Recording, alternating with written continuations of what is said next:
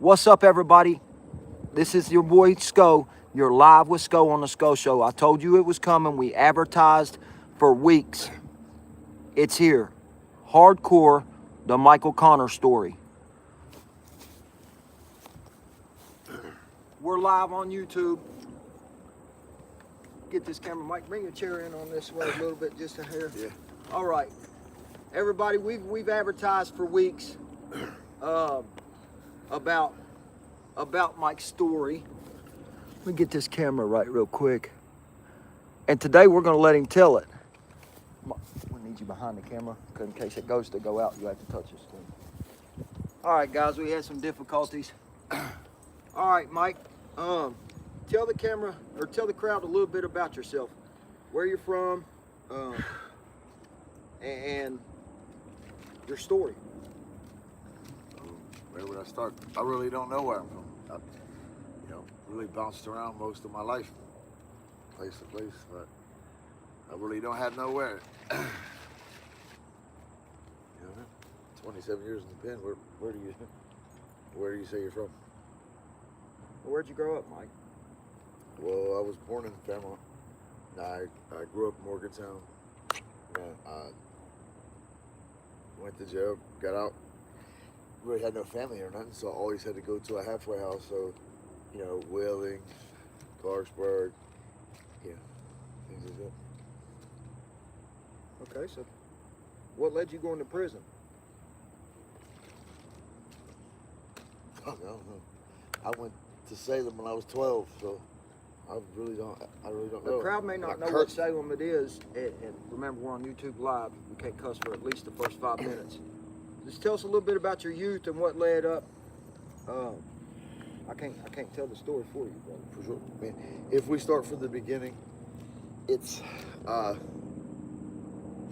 just to be honest, I felt like a fucking coward. I watched my dad punch my mom, and I would never do nothing. And then I was about almost 13, and I finally attacked him.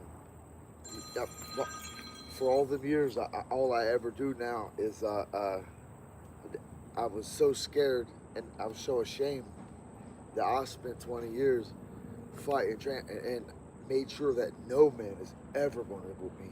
That's how I felt. And every time somebody does something, I see my mother on the ground, and I remember the coward that I was. So to clarify for our crowd, you were how old when this abuse was going on with your mother? Oh, I remember 7. I remember about 7, 8, 9, 10, 11, 12. I mean, a lot of things happened, and I think that the part of that I wanted to put in a book was I think I was 11, and I was young enough to not know that if you throw a dog outside, it's not going to die in the cold. But my dad was pissed that I threw the fuck dog outside, and I snuck outside, and I was there, and then, I don't know, an hour later, Mom opened the door, and she was like, "Michael." I was like, "Yeah." She said, "Your dad is asleep." I knew you'd be out here. I knew that. That I was out there just holding the dog, making sure he didn't die. That loyalty is something that that's all I have. And that's what led me to prison. I fought. They tried to drag my cousin out. Okay. Let's stop there before we get into it. Okay. So when you went to prison the first time, what was the charge that you actually went to prison for? It was assault. Was it violence? Oh, malicious. 4 malicious warnings. 4 malicious warnings. On police. Was the first, and some burglaries and multiple things. But I never let them arrest me. And the thing about it was, it comes so to know that every time that they come to get me, they bring ambulance. The ambulances are there. They're already there because they know people are going to be hurt. And when every time they arrest me, ambulances are. And it was, I don't know. I've always been different. Okay, so you went to prison for fighting the cops. So tell us what happens when you get there. Because I mean, your name's known for the fighting and stuff in the prison. My first get to prison? 18? Well, I know you're a modest guy, but the crowd wants to hear the stories that everybody's told. So when you first get there, what happens? Well, when you first get Tell us about making your name. when you first get to Huntsville, Tell us about when you first got there. Okay, sorry, brother, sorry. When you first got to Huntsville, they give you a box, and they give you 6 to 8 people, and they put your paperwork on the box, and you go up, and they have dorm meetings. There's 50, 60 people. Everybody's out there to see who you are, see if you're good people, and they're like, let me see your paperwork. Dude's like, here it is. And the other dude, let me see your paperwork. He's like, They immediately attacked him. Immediately. And this is in front of you. Right, it's all here. Bang, How bang. old are you at this time? 18. I bet you were scared to death. I was for sure scared. I wasn't scared like that, but I was anxious and scared. Waiting for your I chance. wasn't scared until the dudes come up and was like, hey, you have to run them shoes, bro. Wow. You can't. I was like, what? He said, I need them. And his buddy's there. And I started church. I don't know, panic. I'm not giving you my shoes. And he was like, you're gonna give them to me. And I was like, man, I'm not giving you my fucking shoes. And I squared up. It was, bro, It's in these front are of the whole men. dorm. in front of These the are whole fucking dorm. men. Vikings. I'm not. I heard this. And Jay Bird come out. He was like, Tell the crowd who Jay Bird is. So well, Jay I Bird know who he is, but Jay Bird tell is the crowd who this man is he's the sergeant arms for the Pagans, and in the whole state of West Virginia. yeah, and that's what led me 12, 13 when my mother started dating Ross Signs. He was the president of the Vietnam Vets. Not to interrupt you, but let me let the crowd know a little bit about Jay Bird. This man was a legend. When I came in the system, sure. he was a legend with martial arts. All the guys that were training MMA in the system, this is the guy that you heard about that was teaching them. And like you said, he was the sergeant arm for the Pagans. He was a well-known martial artist, Sure. if you will, badass in our system. For sure. And for our viewers that don't know, we did a small advertisement on Mike a couple weeks ago, and in it I said I had called him the most feared inmate to ever do time in our state. And I didn't say that for no reason. I'm gonna be real with you. You know, this is the Sco Show. We don't do no cheerleading for no man, but we give credit and flowers where it's due. I heard about this man and his following. We'll get to that. Way before I ever met him. And when I say he had a following, it was almost cult-like, but we're gonna get to that. So they come to you for your shoes. You deny the man access to your shoes. Jay Bird comes out the crowd clapping. He said, crowd clapping. I told you, motherfuckers, he's a guy. I told you he would. Because they was like, he said, go pay me now. That's why he gave me a hug. So they bet him that you wouldn't, but he bet that you would fight. He said, I guarantee you he won't give you your shoes. I guarantee you. You got to think, at 13, I'm training with them dudes. After a few weeks, I'm tapping them guys out. I just had amazing talent. Mike Napple, a pro fighter, Jay Bird, all these dudes were in there. Some people, I just had a knack. And Ross Signs one day, he called me to the Gold Club, and he said, he was like, do you think you could beat him? I was like, yeah. Facts. He said, seriously? I'll talk. He was like, hey. He did something inside the Gold Club, and he was like, come here. The dude come over there. He said, get him. I was like, and he come over, he's like, son, that's enough. And then a couple more fights happened, and then one day, Ross, he come out, I think he's the president. So are these the Pagans that Yeah. you're talking with at the time? I'm 13 years old, 14 years old, my own bike. So the Pagans had you attack a man, and you were how old? At your 13, first time? You 13, worked the first one, 13, 14? Yeah. And for the crowd, to let everybody know, the Pagans is one of the largest outlaw motorcycle groups in the world. Predominantly on the East Coast. We don't cross into politics on this show, but I will say this. Mike, I don't know if I'm correct, but from what I've found and heard through my research, you were the youngest patched pagan ever in the state of West Virginia. Yes. Is that correct? Yep. Okay, so when you're in prison. Yeah. The president of the pagans has told everybody you're not going to be a punk. Now we want to get to the part to where, Yeah, and that's probably hard to believe for a lot of our crowd, because this is the guy that everybody, when you come to jail, they compare Bruce Lee to the dude. They compare to Tyson to him. They're like, I wonder if he could whoop Connor. And I'm not bullshitting. I don't cheerlead. You can think what you want, but when you're 50, 60, and 0, and it just is what it is. So tell us, what was your first monumental fight in the system, and then what led to you bringing the Kindred Wolfhammer about in our system? Because to my understanding, you created the first and largest ever Odinist Kindred in our prison system, and you for sure had the largest following that I've ever seen in our system to this day. Whether they love you or hate you, everyone in the system knows your name. Now we're sitting amongst all your toys.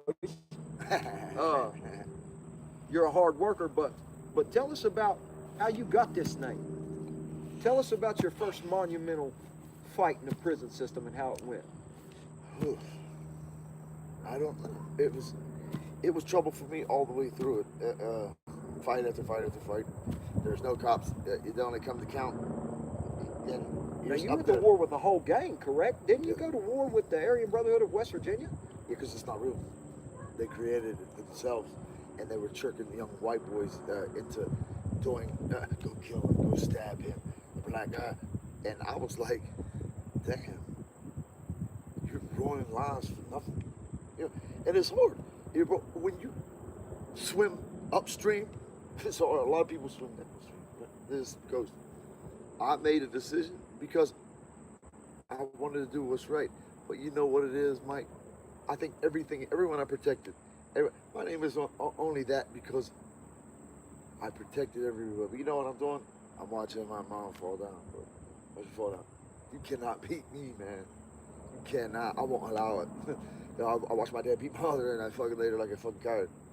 To this day, every opponent that you see on the other side of you, Mike, because what he's known for in the system, guys, I'll be honest with you, he's known for kind of a, they call him a grappler. They say never lost a grappling match, never lost a fight.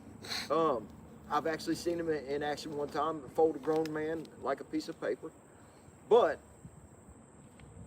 what was the first win that you got that you remember that made people start, because everybody started following you like he was a damn, well, so it was the Carruthers fight. Yeah. Then after that, that changed everything. That changed everything. It did. It changed everything. So the fight that we talked about in our first episode, if you guys didn't see it, there was a man in the West Virginia prison system, 400 pounds. They talked about him and his brother down in McDowell County, West Virginia. Great big black dudes from the country that would pick up and carry bus axles. Huge. Bitch 25 times. I seen it. And was like a freak of nature. Word. Mike, I know you told the story once before. Right. But tell us one more time. But this time, tell us all of it. Tell us how you crashed it. But there was fear involved, wasn't there? Oh, for sure. Hey, you gotta think. I'm just a kid, and we're a punk. So I'm robbing people and acting like an idiot. Shit. Yeah. So a dude had a couple $100 in his box, and I was got my jewels like this. So we go downstairs, we get, and run back upstairs, and eventually they're like, Mike. So here comes fucking 30 dudes, brothers, all black dudes, and he's like, hey, God. He was like, that dude owed me. I was like, hey, I'll give it to you, and I'll give you some extra. You know what I'm saying? Yeah, I didn't know. Yeah, dog. I mean, I'm a warrior, but I was like, damn, I want to. So he's trying to throw his weight around. You're a youngster though, aren't you? Yes. You're still young. He mauled people. That's what he thought. You know, he may have been able to do that to me. His mistake. I'll tell you in a minute. But I was like, look, I'll pay you, man. He's like, who's with you? I was like, I'm not telling you who's with you. He says, you have to leave, which means you got to pack your shit and be a bitch and get off the dorm and go to another dorm. I was like, I'm not leaving, bro. So he said, all right, we'll fight. But didn't he try to call you out of your name and you snapped? Well, no. After this, okay, excuse me. He was like, okay, we're going to fight. And he bent over in front of me. He started tying his shoes. I was too scared to kick him. You understand? And then when he stood up, he said, "Listen, bitch, you're gonna move." And I clumb all over his ass. Wow. And it was punch at the punch at the punch at the punch. And he couldn't, I was just so afraid. Guys, if he fell on me, he could just kill you with That fucking big. He was fucking, he was big. Huge. But once all that muscle, it didn't develop into an actual, I don't know how it was, bro. I'd never been 400 pounds for 25 times. But in that fight, I fucking clumb all over and smoked him. And it's, you know, prison was segregated, bro. And that It was is what it is. Listen, I literally had 90 people, white dudes, or more, fucking Proud to be white again. That's the word. Yeah. Because this dude was bending them over. Fuck you. Treating them like whores. And then they started just, I don't know. Found one that would stand up for him. That started the following, didn't it? Yes. Yes. No fucking shit. You know, the first thing I ever heard about you, they said this crazy motherfucker fights everybody. As soon as he meets anybody in the joint that's got a name, he walks up to him. He says, "Hey, how's about me and you fight to find out who will win?" They said, "You're going to know who he is because his ears are cauliflower and it says dangerous across his back real big." And I'll be a motherfucker if the first things I didn't see was those two things. I got a story about him myself, and I don't know if I've ever told Mike this myself. I myself had just got to Mount Olive on the receiving unit. Mike was in the hole himself. There was a guy up there that he was loud as hell, had a big swastika on his chest, and for some reason, I don't know why, but I looked out my cell one night, and Mike's got him in 3 different folds. It looks like he's a piece of paper squalling and shit. And the only thing I could hear the dude saying was, "Oh, I didn't know. I bet that son of a bitch found out that night, and that's a fact. We also got a special guest that we didn't tell you about. It's a guy that Mike's like brothers with. It's gonna be on next week, but I'm not gonna name him. I'm gonna let you guys guess on who you think it is. It's like he's best friend, but it's also a person that's helped him learn the way to stay out. He's been out a while. See, with the Mike that I met, you would have never ever thought that he would be a free man, ever. You know, I never thought Mike would get out. This is the longest I've been out in my life, 11 months. 11 months straight, though. Yes, since I was probably 13. I started going to the juvenile jails. And I've never been out a full year since I was probably 13. Man, congratulations, brother, for real. You know, this is crazy as 2 minutes. In the last 25 years, I've had 3.5 years out, and he's been out 11 months straight in his entire life since he was a kid. That's the first 11-month span run he's had. And I'm gonna tell you something. This is one of my best friends, if not my best friend. He likes his toys. Okay. Now, me and this dude's been in cages. We got almost 50 years amongst the two. No, we do have 50 years. Yeah. Almost 50 years amongst the two of us since I've said. And we both get out, and every other week or two, hey, he's telling me about a new something. He's either coming around. But the main thing that defines hardcore Mike Connors, I want you guys to take a look at this right here behind us. What he pulled up on. He said he just, you know, he got his custom chopper done with the Louis bag on it and a Hellcat. Got the Rouse Mustang. You know, he's working hard. And we've been working, building this channel, getting content together. But our content's not necessarily coming out as fast as everybody else. And I'm going to tell you exactly why. Because it's real. It's not it's hard to scripted. So, like, we're just now getting out, and he's just now getting out. I've been out 2.5 years, but trying to cram everything that you want to do in one day when you're trying to catch up on everything that you've been gone for years, it's wild. But I'll tell you what, we cornered him, got him sitting here, got us both together. That's something that's a treat for y'all. The Mike and Mike show on the Sco Show. For the Sco folks, whatever, you know, we're not rapping, we're just joking. But I'll tell you what, we're going to get back to this story. So he whoops Carruthers. Then he starts something later on called the Wolfhammer. I'll let him tell you what that is.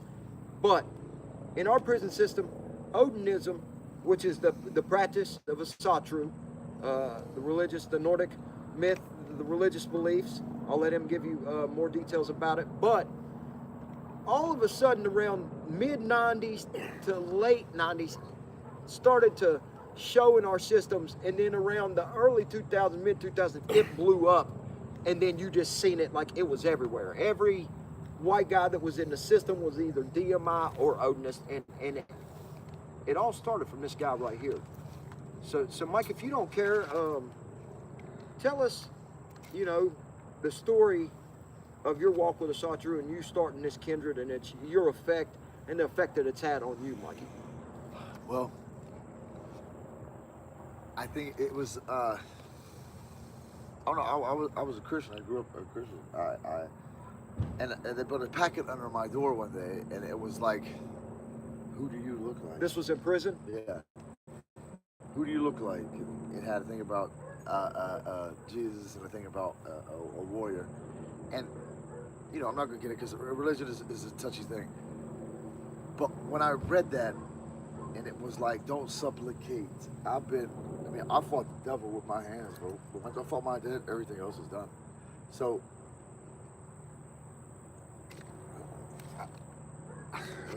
it's just hard. Every time I think about it, bro, it changed. So